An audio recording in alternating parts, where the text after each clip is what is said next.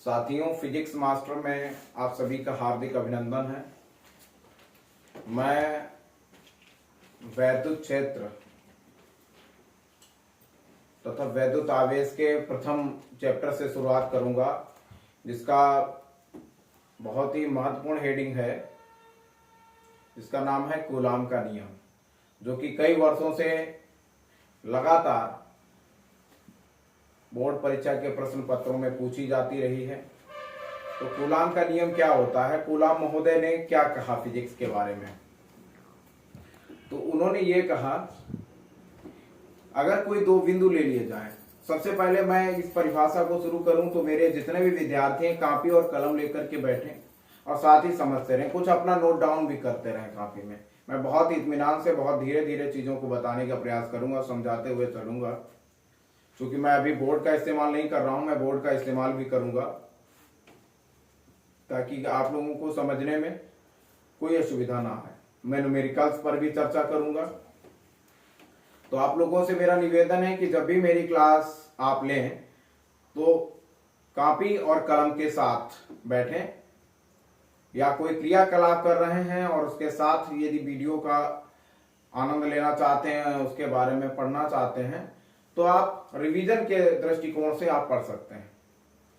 और विशेष रूप से ये पुनः मेरी सलाह रहेगी कि आप कॉपी और पेन का प्रयोग करें, तो ये आपके लिए ज्यादा फायदेमंद साबित हो सकता है।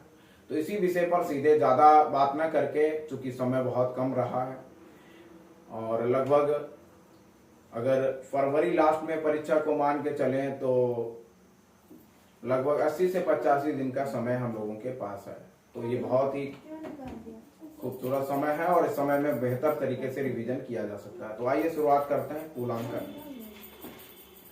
तो कूलाम के नियम में दो बिंदुओं को मान लिया जाए, यदि दो बिंदु आवेश मान लिए जाएं, मान लिया ये जैसे मेरे दो हाथ हैं, इसी प्रकार से दो बिंदु आवेश, एक बिंदु आवेश ये और एक बिंदु आवेश, तो इनके बीच में, इन बिंदु आवेशों के बीच में लगने वाला वैद्युत बल दो प्रकार का होता है। इसको भी मैं डिफाइन कर देता हूं। वैद्युत बल दो प्रकार का होता है, एक तो आपका धनावेशित हो सकता है, दूसरा आपका ऋणावेशित हो सकता है।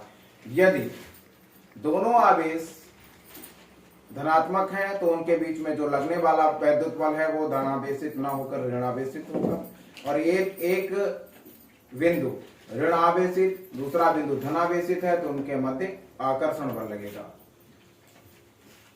तो किन्हीं दो बिंदु आवेशों के मध्य लगने वाला वैद्युत बल आवेशों के गुणनफल के, अगर यहाँ पर आवेश आपका Q1 मान लें, इधर आपका Q2 मान लें, तो किन्हीं दो बिंदु आवेशों के मध्य लगने वाला वैद्युत बल आवेशों के गुणनफल के अनुक्रमानुपाती तथा उनके जो इसके बीच में जो दूरी है, उनके बीच की दूरी के वर्ग के व्युत्क्रमानुपाती होता है।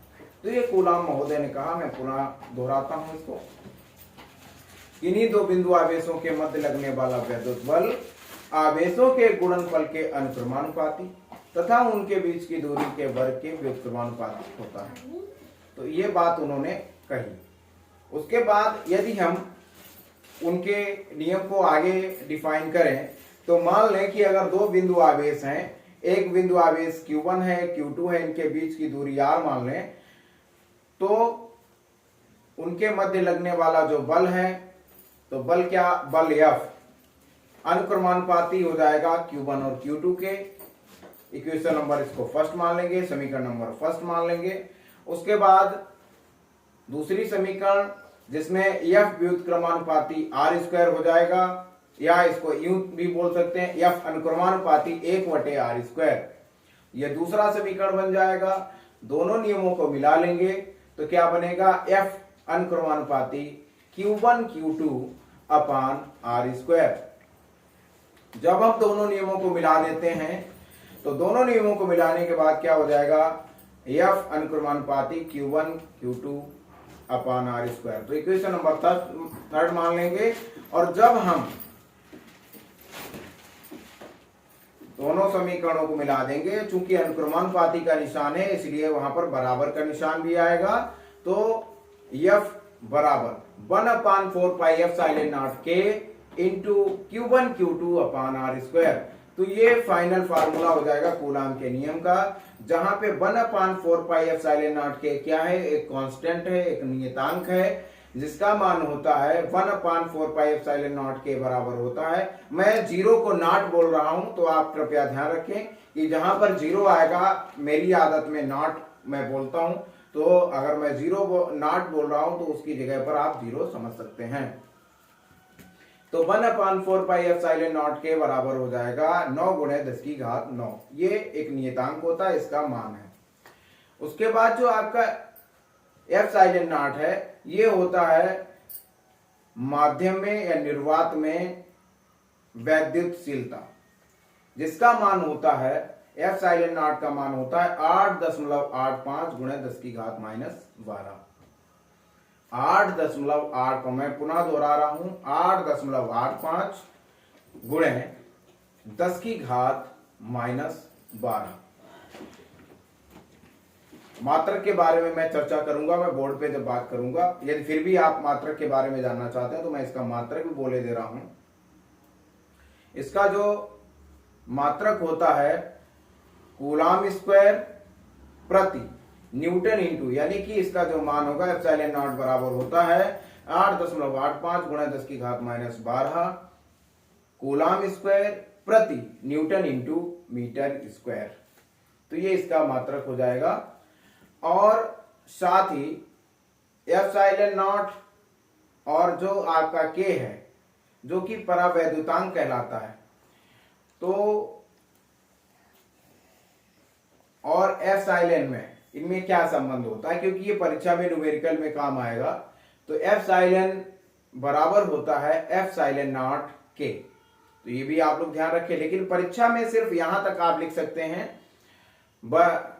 जो आपका लगने वाला बल है F बराबर 1/4 पाई एप्सिलॉन नॉट के इंटू Q1 Q2/r²। और घेरने के बाद इसको आप समीकरण जो भी आएगा उसको बना करके इसका मात्रक, चूंकि बल का मात्रक न्यूटन होता है, यहाँ पे लिख देंगे। तो इतना ही आपके लिए सफिशियंट है। ये सिर्फ जानकारी के लिए इसलिए होता है ताकि आप जो न्यूमेरिकल पूछे जाए उसमें आपको सहूलियत रहे। तो इसी क्रम में हम लोग आगे बढ़ते हैं। ये था हमारा कूलाम का नियम। कूलाम का नियम हम लोगों ने अध्ययन किया। इसके बाद आगे बढ़ते हैं। हम इन चीजों को बोर्ड पर भी जैसे अवसर मिलेगा बोर्ड पर भी समझाएंगे, तब तक आप हमारा ध्यान से वीडियो देखते रहें और समझते रहें। उसके बाद बात करते हैं बहुत ही महत्वपूर्ण, इसमें जो कि कहना चाहिए की फैक्टर है, वैद्युत द्विध्रुव। तो वैद्युत द्विध्रुव क्या होता है? वैद्युत शब्द लगा है तो इसका मतलब विद्युत की बात की जा रही है। द्विध्रुव का मतलब द्वि माने होता है दो, और ध्रुव माने होता है सिरे, यानी कि दो सिरे। जब दो सिरे का मतलब क्या हुआ? दो सिरे का मतलब यह हुआ कि जब एक, आप कह सकते हो कि एक प्रोटॉन है और एक इलेक्ट्रॉन है, एक पे धनावेश है और एक पे ऋणावेश है। जब वे दोनों अल्प दूरी पे रख दिए जाते हैं तो इस प्रकार की जो व्यवस्था है वो वैद्युत द्विध्रुव कहलाती है, यानी दो सिरे। जब कोई दो बिंदु आवेश कह लीजिए,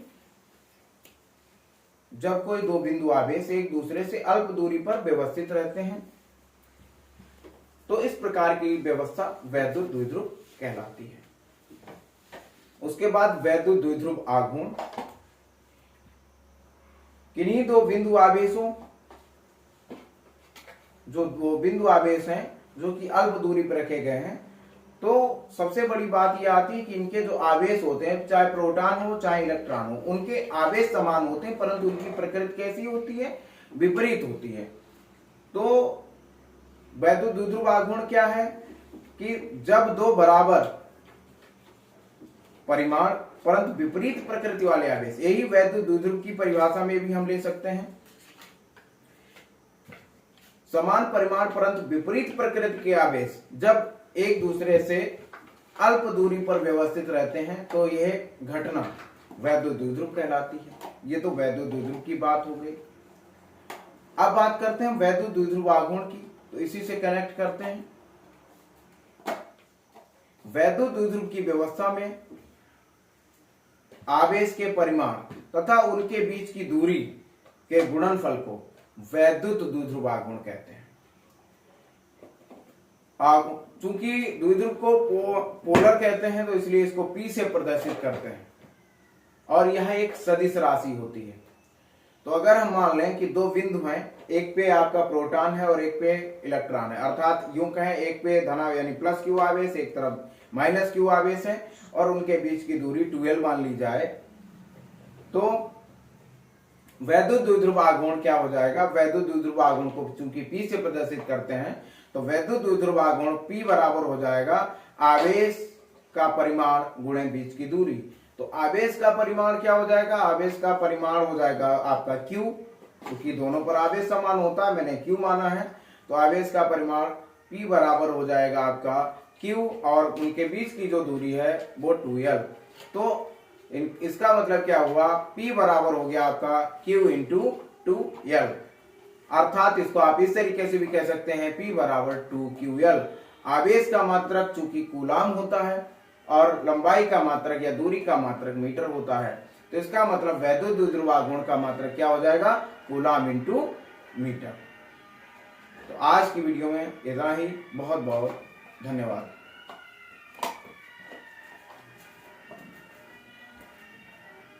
बंद कर दो तुरंत।